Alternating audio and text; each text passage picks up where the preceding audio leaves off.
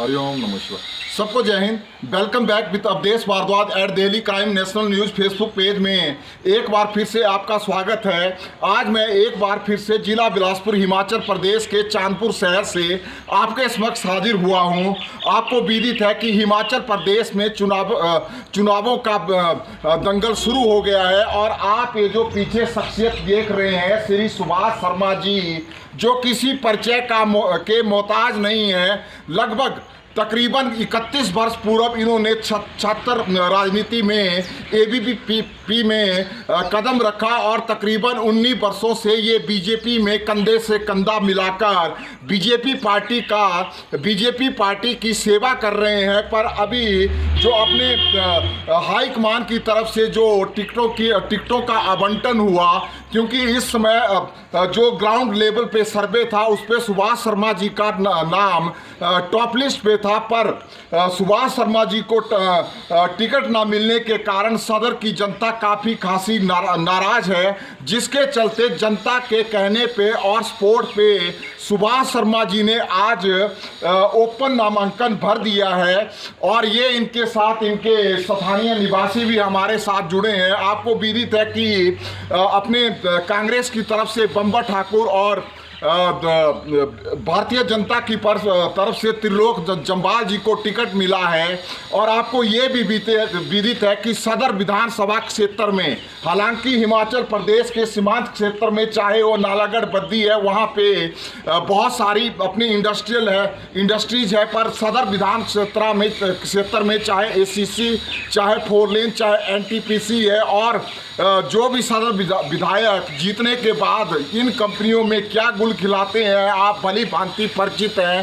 पर आइए हम पूछते हैं, जनता से भी पूछेंगे कि इनके प्रति उनके अपना किस तरह से आशीर्वाद देंगे। पर सबसे पहले हम सुभाष शर्मा जी से पूछेंगे, सर बताएं आपको ये डिसीजन क्यों लेना पड़ा ओपन राजनीति में आने का? धन्यवाद, आपने मेरे लिए समय निकाला है। मैं राजनीति में 31 वर्ष से सक्रिय राजनीति में, छात्र राजनीति में होते हुए विद्यार्थी परिषद का काम किया। विद्यार्थी परिषद के बाद भारतीय जनता पार्टी में मैं 2001 में आ गया था। युवा मोर्चा प्रदेश के सचिव के नाते मैंने एंट्री की थी भारतीय जनता पार्टी में। युवा मोर्चा के बाद पंचायती राज प्रकोष्ठ के बाद किसान मोर्चा का प्रदेश के महामंत्री, अभी लंबे समय से पार्टी का प्रदेश कार्यकारिणी के सदस्य हूँ।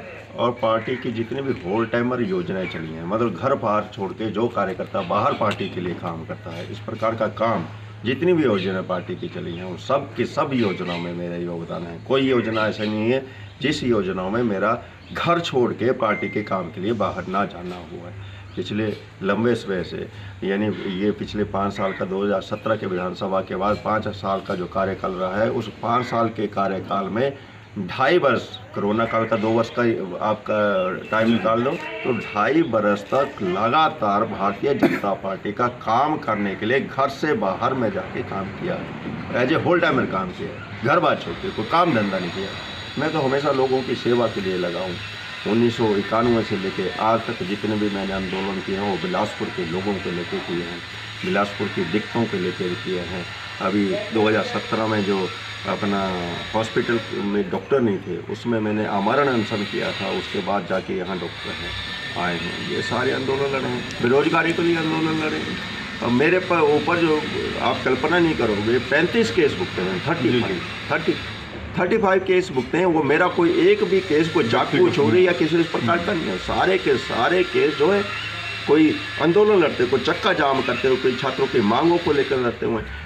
जब मैं 2003 में बेरोजगार संघ का प्रदेश का अध्यक्ष था तो पैरा टीचर पॉलिसी के खिलाफ पूरे प्रदेश भर में आंदोलन चला और उस समय की सरकार ने मेरे ऊपर 11 केस कर दिए। 11 केस तो मैं घबराया नहीं, मैंने तो लड़ाई लड़ी और लड़ाई जीती हैं। बिलासपुर हॉस्पिटल के लिए लड़ाई लड़ी तो वो जीती है।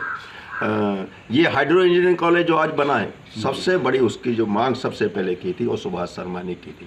और उसके लिए मेरा 4 दिन तक आमरण अनशन चंपा पार्क में। बिल्कुल दुनिया जानती है सर। अच्छा सर, मैं एक बात कहना चाहता हूँ। अब कुछ प्रत्याशी गुमराह भी कर रहे हैं युवाओं को और करेंगे भी आने वाले समय में कि हम चाहे एसीसी हुई, चाहे एनटीपीसी हुई, चाहे 4 लेन हुआ, वहाँ पे रोजगार देंगे, अल्ट्राटेक में रोजगार दिलाएंगे। तो आप उनको क्या जवाब देना चाहते हैं और युवाओं को आप क्या संदेश देना चाहते हैं कि ऐसे बहकावे में ना आए? मेरे युवा साथी भी इस बहकावे को, वो सारे छोटे छोटे लालच को छोड़ के 2 प्रकार के प्रतिनिधि आप चुन सकते हैं। एक तो आपके हित के लिए लड़ने वाला व्यक्ति, एक है वो दे दिया किसी ने, पॉलिटिकल पार्टी ने दे दिया, वो फिर 5 साल धक्का देने वाला काम होता है, ढोने वाला काम होता है, 5 साल ढोते रहो, उस प्रकार के व्यक्ति। अब ये जो लोग बोलते हैं कि आज हम अल्ट्राटेक में दे देंगे रोजगार, ये जो लोग बोले आज एसीसी में रोजगार देते हैं, एम्स में देते हैं, तो भाई सरकारें किसकी रही हैं? कौन प्रतिनिधि रहे हैं उनके पास? और पहले क्यों नहीं दिया? सरकारों में कहीं कोई पास ओहदे रहे हैं, बड़े बड़े ओहदे पे वो लोग रहे हैं, कोई एमएलए रहा, कोई पहले एमएलए रहा, कोई अभी एमएलए है, कोई बड़े बड़े पदों पे, सरकार के बड़े बड़े पदों पे। किसने रोका था रोजगार देने के लिए? उनको रोजगार देना चाहिए था। आज तो बोलेंगे जी मैं फलाना काम भी कर दूंगा, ये भी कर दूंगा, वो भी कर दूंगा। इसलिए झूठे झांसे जो आज युवाओं को लेकर होंगे, तो मेरा ये युवा वर्ग से भी और मेरे को बड़ा प्यार मिला है। अभी हमने जो कार्यक्रम चलाया था 27 फरवरी से युवाओं के बीच में जाने का, उसमें युवा साथियों का जो सहयोग, समर्थन और आशीर्वाद हमारे कार्यक्रमों में मिला, अभूतपूर्व। मैंने युवा मोर्चा का, मैं जिला का अध्यक्ष रहा हूँ बीजेपी का युवा मोर्चा का, तो मैंने इतना जन समर्थन आज तक युवाओं की दृष्टि से किसी कार्यक्रम में नहीं देखा है। तो वो अब सच्चाई वो भी जानता है कि इस प्रकार का व्यक्ति कौन है, कौन लड़ सकता है उनके लिए और कौन झूठे वादे करेगा। जी अच्छा, पॉज कितने मिनट हुए?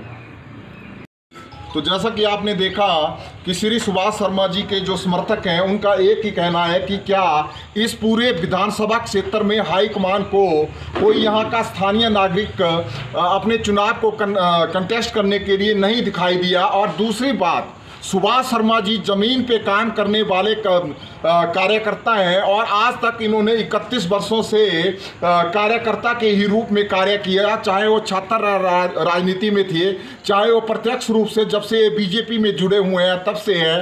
तो हम भी अपेक्षा करते हैं कि आने वाले समय में अपने जन इनके साथ जुड़े और इनको विजय दिलाएं।